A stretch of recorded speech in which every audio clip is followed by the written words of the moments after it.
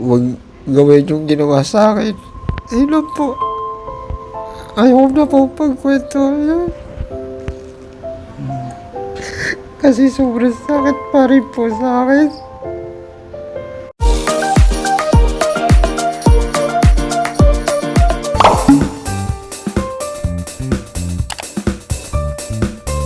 Good morning po sa inyo lahat mga kababayan. So ngayon po ay nandito po tayo sa Barangay Santiago, Calatagan, Batangas. Ay meron po tayong tutulungan po ditong isang tatay na nakatira po dito sa bahay na ito na para pong nabandonan na bahay. So tara po, samahan niyo po ako dito.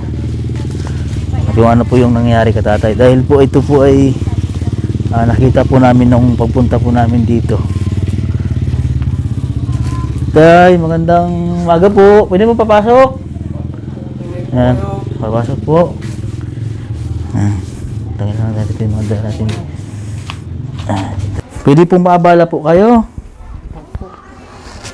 Ano po ang nangyari sa inyo? Diabetes po. Nagka-diabetes po kayo? Opo. Kayo po ay nakakakita? Hindi na po. Hindi na kayo nakakakita? Ano po ang pangalan niyo, kuya? Rumilito na ay pa. Kaya po si Kuya Romel.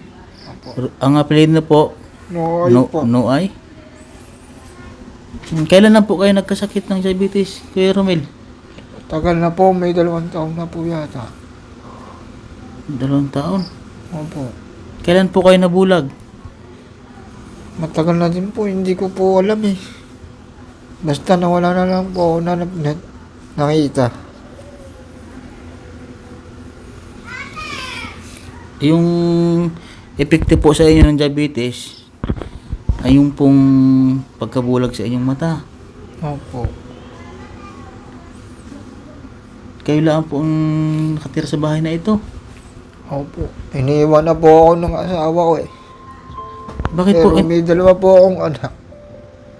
Nung nagkasakit po ako, iniwan na po ako. Iniwan po kayo ng asawa nyo? Opo. Kasama yung mga anak nyo po. Nasa akin po. Yung isa po napasok po. Yung bata po nandyan. Sino po ang kasama ng asawa nyo? Ilang anak ang kasama? Wala po. 2 lang po ang anak ko. 2 lang po ang anak nyo. Po. Saan? Diyan lang din po sa kabilang bahay. Nag-asawa ng iba yung asawa mo? Opo. Diyan lang sa kabilang bahay lang din. Paano po nagawa sa inyo ng asawa niyo po yun? Eh, wala na po yung pakinabang. Hindi na po ako nakakatrabaho. Kaya iniwan na po ako. Simula po nung nagkasakit kayo? Opo. Hindi man lang po kayo inilagaan ng asawa niyo nung kayo nagkasakit? Ilang buwan lang po. Mayroon po ba kayong iniinom na gamot? Sa ngayon po ay wala na po. Kasi po hindi na nga po ako hindi na rin po ako nakakatayo kasi hindi mo. Hindi na rin po kayo nakakatayo kay Romel? Hindi na po. Kaya po gusto ko bumalik eh. Dati po, nung kayo po ay hindi pa po nagkakasakit, ano po ang inyong hanap buhay? Nag-uhurnal lang po. Naguhunal po kayo? Opo, sa halagang 300 po sa sahod. Halagang 300 pesos po. Opo. Naguhunal po kayo ng mga talong? Opo. Kahit ano po pagtatabas. Gaano po kasakit sa inyo yung iniwan po kayo ng asawa nyo na Sagad, nagkasakit ay, po? sagad po hanggang lupa.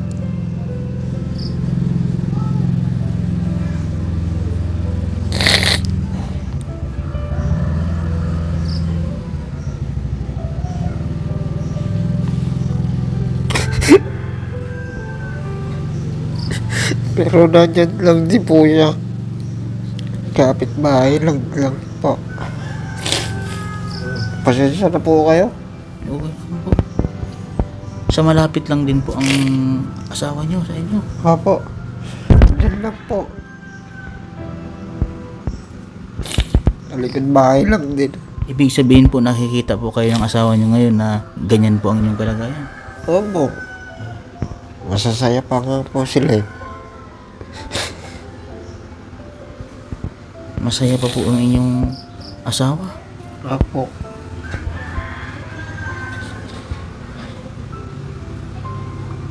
Hindi po kayo pinupuntahan ng asawa niyo dito. Pinupunta-puntahan din po. Sinisilip. Ay, sinisilip lang po kayo. Opo. Yung dalawang mata niya po ay hindi na po nakakita kayo, Ramil. Hindi na po. Yung ano lang, parang liwanag lang. Pero wala na po talaga makita. Kakilala niyo po yung napangasawa ng asawa niyo? Kapatid ko din po. Kaya pagkakasakit po sa akin eh. Kapatid niyo po? Hindi na ako bali mag-asawa ng iba eh. Huwag lang kapatid. Sariling kapatid niyo po yung nasawa ng asawa mo? Opo. Totoong buhay po yan. Alam po yan ng mga kapitbahay po. Hindi po ako nagyayabang. Kahit kanino yun dyan itanong ang ginawa sa akin ng asawa ko. Sagad sa lupa. Ay nung nalaman niyo po na kapatid niyo po ang pangasawa ng asawa niyo, Halos mamatay na. Halos mamatay po ako. Sinasabihan niya po ako ng mga tao kaya ako na ano pa ba ang magagawa ko? Hindi, ito na po, naghihintay na nga lang kung hanggang saan ako umubuhay.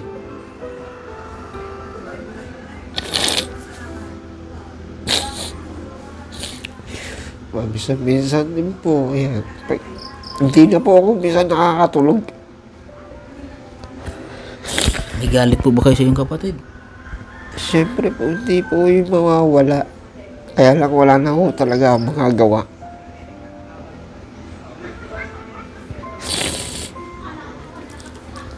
Kailangan ko na rin ako kasi tanggapin eh. Kasi wala magpapakain ng anak ko eh. Ay yung nagpapakain sa anak mo ngayon, yun yung asawa ng yung kapatid mo. Opo. Kung minsan, nagugutuman din po ako. Kasi nga, wala akong ano eh, trabaho. Sino po ang napapakain sa inyo dito? Ayun po, nagbibigay ng Nagpapahingi-hingi na lang po ako pag minsan. Kasi nga po, wala ako. Minsan, wala po akong kasama.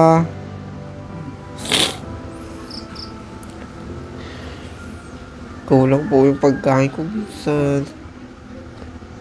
Kung mayroon po kayong kahilingan kay Romel, ano Gusto po ko yung na lang po ay gumaling. At saka po masuportahan po ako sa pagkain. sa pagkain niyo po? Opo. Siya nagbibigay po sa inyong pera. Sino may nagbibigay naman po sa inyo dito?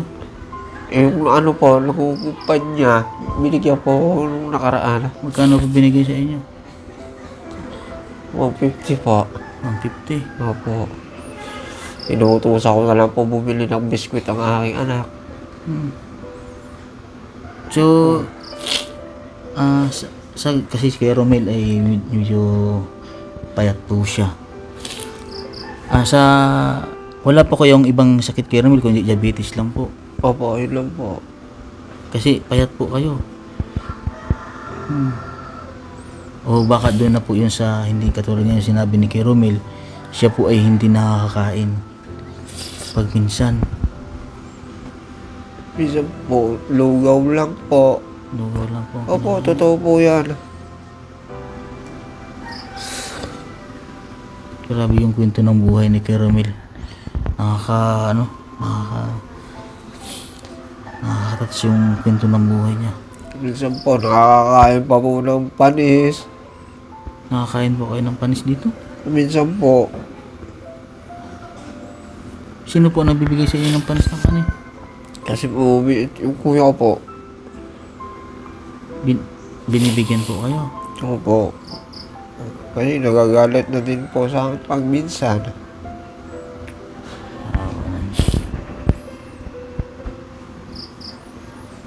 Grabe yung kalagayan ni Kuya Romel dito. Ngayon po, kumain na po kayo ng magahan. Kumain na po. Ano po ang inyong ulam? Malunggay po. Malunggay. Opo. Sino po ang nagbigay sa inyo?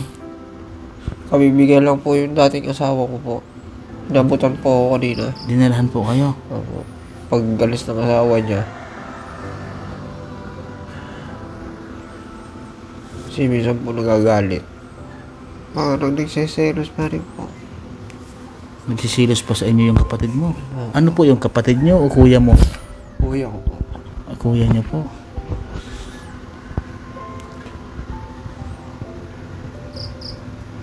Dami. Ay, Kuya Romel, pasensya na at nabala ko kayo ha. May dala po kaming ano po ito? Grocery. Hindi po si Kuya Romel nakakakita. Marami pong salamat sa inyo po. Mayroon po tong gatas. Nagbili din po akong gatas. Mayroon ba kayong pambukas niyan, Kuya Romel? Wala po. Wala pa po, buksan na lang po natin para mahawakan nyo po. Nagbili po ako ng gatas dito. May gatas po at saka mga ulam. Tapos para po sa inyo. Tapos nagbili, may bigas din po. Maraming salamat po sa inyo. Ito po yung gatas, Kuya Romel ha. Ayan, gatas po yan. Ano po natin. Tapos ito po, kapain nyo po. Mayroon din pong, ayan, ito po. Ayan, ayan. Mayroon din po yung mga biskwit. Sausaw nyo dyan sa gatas. Okay. Ha? Tapos may bigas din po dyan ha. Okay. Alam saan po natin ilagay ito para makapa mo? Dito na lang po Saan? sa tabi ko. Sa tabi mo. Baka ay may kukunin, may kukuha dito sa iyo. Wala po. Ha? Diyan lang sa may tabi ng tubigan mo ha. Meron yung mga pagkain dyan. Salamat. Meron ka dyan mga biskwit. Ha? Si Kuya Romel.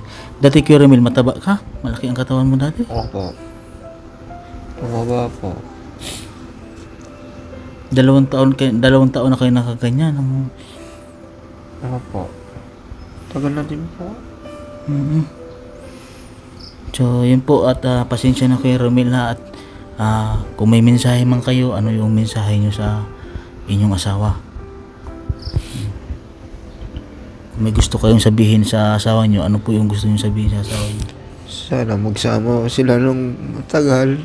Huwag gawin yung ginawa sa akin. Ayun lang po.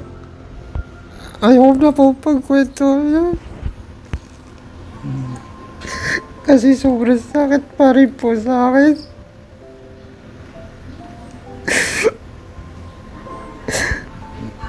Kahit po ako ay nakikita ko siya. Nandito siya. Pagkakasakit pa rin po nung ginawa niya sa akin. So, mensahe na po, sana magsama sila na hindi gagawin yung ginawa sa iyo. Opo. Grabe, mabait po ni Kuya Romel. Kalain niyo po yung mga kababayan, ano? Kahit karino niyo po dyan itanong. Alam lang ko. Alam po talaga. Oo. So, Kuya Romel, laban lang sa buhay, papalakas ka ha.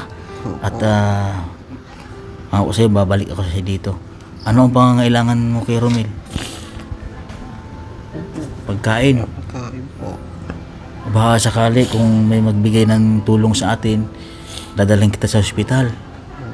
Papacheck up kita. Tapos para maresitahan ka ng gamot. Kasi nakaka-aninag ka pa naman, Kuya Romel, di ba? Pag tutukan pong ganito, Hindi na. Ako nakikita mo ako. kita ko po. Hindi mo na ako nakikita. Hindi na po. Yun sa malayo. Nakaka-aninag. Yung ano lang, puti. Puro puti ang nakikita mo. So baka malay mo na maagapan pa Kuya Romel na pag hindi kayo nakakain ng gamot, ano? Oo. Basta palakas ka lang, may gatas dyan, inom ka ng gatas. Ha? Opo. Bibili pagbalik ko dito, bibili ako ng mga gatas. Ha? So, yun po mga kabayan. At sa mga nais po magbigay tulong po kay Kuya Romel, ayan, mag-message lang po kayo sa aking Facebook page, Mastering Rin Channel po. Any amount po na inyong maibibigay ay malaking tulong po yun para sa kanya, lalong-lalo na po sa pagpapagamot ni Kuya Romel. Sana po matulungan po natin mga kababayan para maging malakas po si Kuya Romel at makabangon. Kuya Romel ha, kung mag-alala, nandito kami ng PB team para tutulong sa iyo ha. Laban lang Kuya Romel ha. So ayun po mga kababayan, at pasensya na at naabala ka namin ha. At malakas ka Kuya Romel ha. So yun po mga kabayan, and God bless po at magandang umaga sa atin lahat.